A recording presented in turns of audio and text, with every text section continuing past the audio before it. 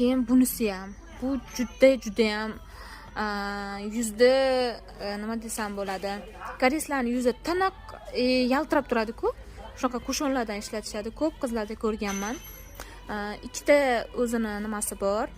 Bitta zapaskasi, bitta nimasi, ikkita sponji bilan sponjini urib yuziga surilganda yumshoq, silliq, tekis yotadi. Buni sursanglar tonalka ham, pudra ham surishinglar shart emas.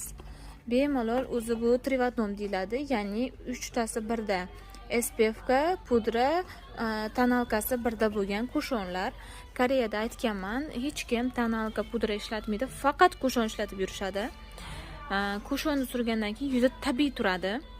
Juda ham sifatli bo'lgan, koreyslarning o'zlari ishlatadigan kushoni. Keyin bunisi ham. Bu judayam yuzda nima desam bo'ladi.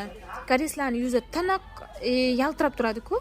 Shunaqa kushonlardan ishlatishadi. Ko'p qizlarda ko'rganman. Ikkita o'zini nimasi bor.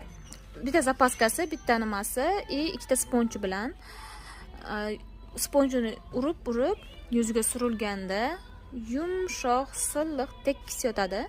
Buni sursanglar tonalka ham, pudra ham surishinglar shart emas. Bemalol o'zi bu trivatnom deyiladi, ya'ni 3 tasi birda.